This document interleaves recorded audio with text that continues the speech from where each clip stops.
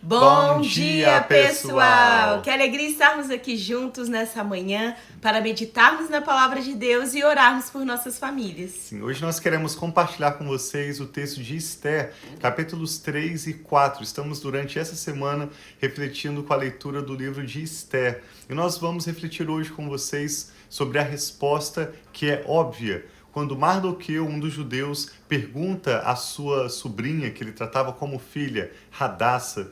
Nesse momento, ela era a rainha Esther, e Mardoqueu pergunta a ela: será que não foi para um momento como este que Deus te colocou na posição em que você está, na posição de reinado? E essa resposta é óbvia para cada um de nós, independente de você estar passando hoje um momento de crise e dificuldades ou um momento de grande glória, seja resultado de más escolhas ou de boas escolhas, o que nós estamos, cada um de nós, vivendo hoje é certamente um propósito de Deus. Deus tem uma razão para nós estarmos atravessando o que cada um de nós estamos vivendo hoje. Então nós queremos te encorajar com essa palavra a enxergar que mais do que o seu próprio conforto, Deus tem um propósito maior para abençoar a sua vida, sua família e aqueles ao seu redor.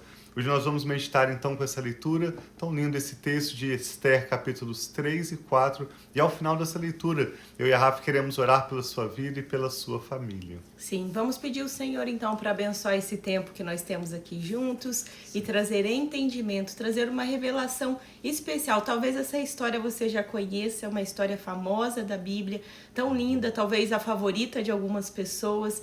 E que você saiba já essa história, mas que nós possamos pedir a Deus para trazer algo novo, uma revelação nova sobre nós. Amém. Pai, obrigado por esse novo dia, obrigado por essa nova manhã, que as tuas misericórdias se renovam sobre as nossas vidas. Obrigada, Pai, que sempre há um renovo, há uma novidade, há uma nova oportunidade, há algo, Pai, lindo que o Senhor pode fazer a cada dia nas nossas vidas. E é isso que nós pedimos, Pai. Pedimos a Tua mão poderosa sobre nós, pedimos a Tua sabedoria, o Teu entendimento, pedimos que o Senhor abra os nossos olhos para ver, Pai, e os nossos ouvidos para ouvir. Traga, Pai, essa revelação, algo tão lindo, específico nessa manhã, nesse dia, para cada um de nós. Ainda que nós já conheçamos essa mensagem, que hoje haja algo novo, Pai. Sim, algo que o Senhor tem a revelar específico para essa estação das nossas vidas, para esse tempo que nós estamos vivendo, para o dia chamado hoje. Muito obrigada, Pai. Nós entregamos todo esse momento aos Teus cuidados. Damos liberdade ao Teu Espírito para falar aos nossos corações. Em nome de Jesus, amém. Diz assim, então, acompanhe conosco Esther 3. Depois desses acontecimentos, ou seja, depois que a rainha Vasti foi deposta da sua posição e Hadassa foi escolhida pelo rei como rainha, seu nome então passa a ser chamado Esther, a rainha Esther. E também o seu tio Mardoqueu estava sempre vigiando por ela, pelo seu povo. Diz que o rei Xerxes, então, honrou Amã, filho de Amedata, descendente de Agag, promovendo-o e dando-lhe uma posição mais elevada do que a dos demais nobres. Nesse primeiro verso do capítulo 3, entendermos quem é Amã e a origem, a descendência do seu povo, nos ajuda a obter uma compreensão mais profunda do conflito que nós vemos na história de Esther. Agag, nós vemos em 1 Samuel, capítulo 15, era o rei dos Amalequitas, a quem o rei Saul poupou. Mas no final do capítulo 15 de 1 Samuel, nós vemos que conforme era necessário, o profeta Samuel matou e cortou completamente Agag, o rei dos Amalequitas. O povo dele havia sido exterminado por Saul, mas assim como Saul poupou o rei Agag, ele poupou as melhores ovelhas, desobedecendo aquilo que era a ordem do Senhor, para exterminar completamente aquele povo inimigo. Então Samuel destruiu completamente Agag, mas certamente alguns dos seus descendentes escaparam, e um desses descendentes vem a ser Amã, um homem que odiava e tramava a destruição do povo judeu. Diz então que todos os oficiais do palácio que ficavam à porta do rei curvavam-se e prostravam-se diante desse Amã, conforme as ordens do rei. Mardoqueu, porém, não se curvava, nem se prostrava diante dele. Então, os oficiais do Palácio Real perguntaram a Mardoqueu: por que você desobedecem à ordem do rei? Dia após dia falavam com ele, mas ele não lhes dava atenção e dizia que era judeu. Então contaram tudo a Amã para ver se o comportamento de Mardoqueu seria tolerado. Quando Amã viu que Mardoqueu não se curvava nem se prostrava diante dele, ficou furioso. Contudo, como lhe contaram quem era o povo de Mardoqueu, ele achou que não bastava matá-lo. Em vez disso, Amã procurou uma forma de exterminar todos os judeus, o povo de Mardoqueu, em todo o reino de Xerxes. No primeiro mês do 12º ano do reinado do rei Xerxes, no mês de Nisã, lançaram o pur, isto é, a sorte, na presença de Amã, a fim de escolher um dia do mês para executar o plano. Foi sorteado o 12º mês, o mês de Adar. Então Amã disse ao rei Xerxes: existe certo povo disperso e separado entre os povos de todas as províncias do teu império, cujos costumes são diferentes de todos os outros povos. Eles não obedecem às leis do rei e não convém o rei tolerá-los. Se for do agrado do rei, que se decrete a destruição deles, e eu o depositarei 10.000 talentos de prata na tesouraria real para que se execute este trabalho. Em vista disso, o rei tirou o anel sinete que tinha no dedo, deu a Amã, inimigo dos judeus e filho de Amedata, descendente de Agag, diz mais uma vez. E o rei Xerxes diz a Amã: fique com a prata e faça com o povo como for melhor aos seus olhos. Assim, no 13º dia do primeiro mês, os escribas do rei foram convocados. Amã ordenou que escrevessem cartas na língua de cada povo e na escrita de cada província, aos sátrapas do reino, aos governadores de várias províncias e aos chefes de cada povo. Tudo foi escrito em nome do rei Xerxes e selado com o seu anel. As cartas foram enviadas por mensageiros a todas as províncias do rei, com a ordem de exterminar, matar e aniquilar todos os judeus, jovens e idosos, mulheres e crianças, em um único dia. O 13º dia do 12º mês, o mês de Adar, e de saquear os seus bens. Uma cópia do decreto deveria ser publicada como lei em cada província e levada ao conhecimento do povo de cada nação, a fim de que estivessem prontos para aquele dia. Por ordem do rei, os mensageiros saíram às pressas, e o decreto foi publicado na cidadela de Suzã. O rei e Amã sentaram-se para beber, mas a cidadela de Suzã estava em confusão.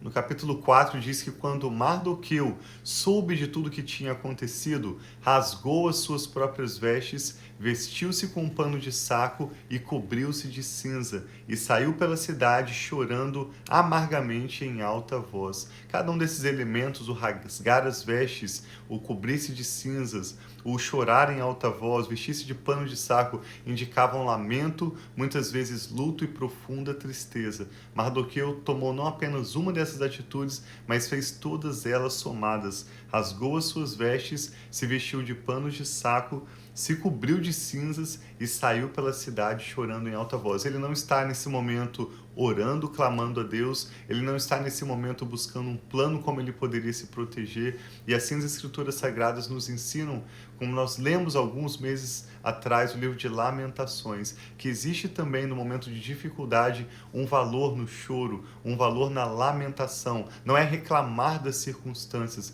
mas expressar diante de Deus e até mesmo das pessoas ao nosso redor a tristeza, o ser sincero com os seus sentimentos. Não para ficar prostrado, não para reclamar e achar que aquilo é o fim, mas para expressar que existe uma esperança de algo melhor. Eu não nasci para isso, eu não estou atravessando essa crise para ficar pior, mas eu creio que existe algo melhor. A Bíblia ensina que o lamento tem o seu valor, então se você necessita chorar, se você está atravessando um momento difícil e precisa expressar isso de alguma forma, talvez até mesmo evitando participar de uma festa, ou mesmo durante um período fazendo um propósito de jejum, a Bíblia valida e nos ensina o valor do lamento. Verso 2: foi apenas até a porta do palácio real, porque ninguém vestido com pano de saco tinha permissão de entrar. Em cada província onde chegou o decreto com a ordem do rei, houve grande pranto entre os judeus, com jejum, choro e lamento. Muitos se deitavam em pano de saco e em cinza. Quando as criadas de Ester e os oficiais responsáveis pelo harém lhe contaram o que se passava com Mardoqueu, ela ficou muito aflita e mandou-lhe roupas para que as vestisse e tirasse o pano de saco. Ele, porém, não as aceitou. Então, Ester convocou Ataque, um dos oficiais do rei, que havia sido nomeado para ajudá-la, e lhe deu ordens para descobrir o que estava perturbando Mardoqueu e por que ele agia daquela forma. Ataque foi falar com Mardoqueu na praça da cidade, em frente da porta do palácio real. Mardoqueu contou-lhe tudo o que tinha acontecido e quanta prata Amã tinha prometido depositar na tesouraria real para a destruição dos judeus. Deu-lhe também uma cópia do decreto que falava do extermínio e que tinha sido publicado em Suzã, para que ele o mostrasse a Ester e a informasse da situação, ordenando-lhe que fosse à presença do rei implorar misericórdia e interceder em favor do seu povo.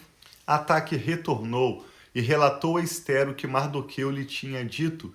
Então ela o instruiu que dissesse o seguinte a Mardoqueu: todos os oficiais do rei e o povo das províncias reais sabem que existe somente uma lei para qualquer homem ou mulher que se aproxime do pátio interno sem ter sido chamado. Ele será morto, a não ser que o rei lhe estenda o seu cetro de ouro e poupe a sua vida.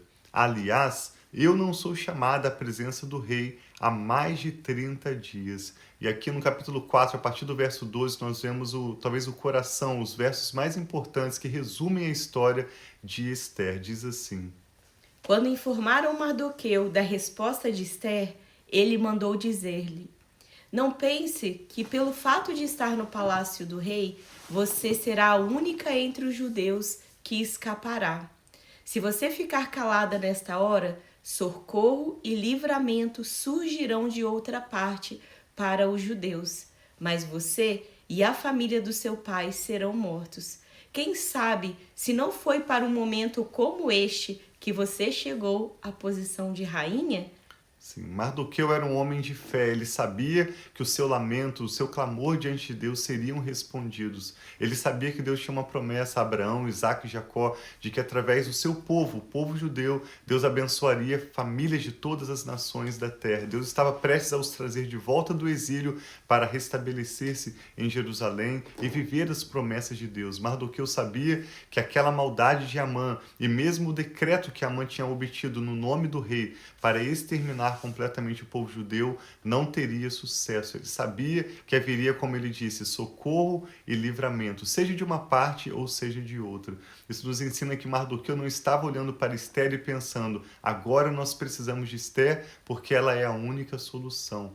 Mardoqueu estava olhando para Deus, sabendo que Deus estava, mesmo em meio àquele caos, à ameaça do inimigo e às dificuldades que eles estavam enfrentando, a ponto de perderem a própria vida, o próprio povo. Mardoqueu sabia que Deus tinha um plano. Fosse de uma maneira ou fosse de outra, Deus iria agir. Mas ele quis contar com Ester, entendendo que seria melhor para Ester não apenas desfrutar do seu conforto pessoal dentro do palácio, mas usar da sua influência, dos dons que Deus lhe tinha dado para abençoar o seu povo. Sim. Verso 15 diz: então Ester mandou esta resposta a Mardoqueu: vá, reúna todos os judeus que estão em Suzã e jejuem em meu favor. Não comam nem bebam durante 3 dias e 3 noites. Eu e minhas criadas jejuaremos como vocês. Depois disso, irei ao rei, ainda que seja contra a lei. Se eu tiver que morrer, morrerei. Mardoqueu retirou-se e fez tudo o que Esther lhe havia ordenado. Então nós vemos aqui também mais um princípio. Algumas vezes nesses últimos dias nós temos visto sobre o princípio de oração, de jejum, do lamento, de colocar diante de Deus as nossas necessidades. Então que nós possamos usar esses princípios também para a nossa vida, se nós estivermos passando por algum momento difícil, que nós possamos voltar os nossos olhos a Deus, fazer propósitos de oração, fazer jejum e pedir essa misericórdia de Deus sobre as nossas vidas e as nossas famílias. Sim, e amanhã nós vamos ver o desfecho dessa história, o que vai acontecer com esse plano de Amã, e assim não apenas aprendendo sobre essa história para o povo judeu, mas obtendo princípios práticos para a nossa própria vida e família. Deus tem para nós socorro, Ele tem livramento, seja de uma forma ou seja de outra, o Senhor Deus fará com que todas as coisas cooperem para o seu bem. E nós chamamos a atenção nessa meditação de hoje para nós estarmos atentos na posição em que Deus nos colocou. Seja uma posição que seja desconfortável, um momento de crise que estejamos atravessando, ou seja um momento de conforto, de influência, de poder que Deus tem nos dado, nós necessitamos estar atentos que Deus tem um propósito além de nós mesmos para abençoar a nossa família e a nossa comunidade ao nosso redor. Vamos orar juntos, te convidamos a colocar seus motivos de oração diante do Senhor, talvez um clamor, um lamento como Mardoqueu fez nessa leitura de hoje, e junto a ele se juntando Esther, as suas criadas, vamos colocar diante de Deus as nossas orações, na certeza de que Ele tem cuidado de nós e ouve e responde cada vez que nós oramos. Pai, nós te damos graças pela sua preciosa palavra. Obrigado pelos princípios que estão nas entrelinhas desse texto em que estamos meditando nesses dias. Nós te louvamos pelo seu plano, pela fidelidade do Senhor em cada uma das suas promessas. Essa convicção que Mardoqueu tinha, nós reafirmamos também diante do Senhor, que cremos que o Senhor é aquele que nos dá socorro e livramento. O Senhor é aquele que cumprirá para conosco o seu bom propósito. Por isso te louvamos por seu amor leal e sua fidelidade e entregamos ao Senhor todas as nossas ansiedades, toda chateação, toda dificuldade, todo motivo de oração que agora é mencionado diante do Senhor. Eu e a Rafa pedimos que o Senhor contemple, meu Deus, e intercedemos por este homem, por essa mulher que está orando conosco e suas respectivas famílias. Oramos pelos casamentos aqui representados, pelos filhos e netos, pelos povos, pelas famílias, pedindo que o Senhor tenha misericórdia, meu Deus, e venha frustrar todos os planos do inimigo contra as nossas vidas e famílias. Venha nos dar sabedoria, venha nos ajudar a entender a posição em que o Senhor nos tem colocado e como nós podemos e devemos atuar para vivermos aquilo que o Senhor tem preparado de melhor para nós. Sim, nós sabemos que se não for de uma forma, vai ser de outra. Se a provisão não vier através de uma maneira, vai vir de outra maneira. Sim, nós reafirmamos a nossa fé no Senhor e declaramos sobre a nossa família: o Senhor cumprirá para conosco o seu bom propósito. Nos ajude, meu Deus, a entendermos e agirmos naquilo que compete a nós e nós confiamos que o Senhor fará todo o restante. Cremos que o Senhor é Deus que opera milagres, que realiza sinais e maravilhas nos céus e na terra. Obrigada, confiamos ao Senhor a nossa família, o nosso futuro e tudo que toma o nosso nome. Eu e a Rafa abençoamos essa pessoa que ora conosco agora, declaramos paz e a bênção do Senhor, que enriquece e não acrescenta dores, sobre a sua vida e sobre a sua família. Muito obrigado, meu Pai. Nós oramos com ações de graças em nome do Senhor Jesus. Amém. Então tem um dia muito abençoado. Vamos continuar aqui lendo essa história linda de Esther. É uma das minhas histórias favoritas da Bíblia. E que Deus abençoe muito a sua vida, a sua família. Vamos continuar firmes em oração. Né, assim seja. Muito obrigado por meditarem conosco, por compartilhar também essa ministração com alguém de quem você se lembra agora. Que Deus abençoe muito a sua família. Sim, um abração. E um abraço aí para a irmã Lúcia que está conosco. Deus abençoe muito todos vocês aí. Amém.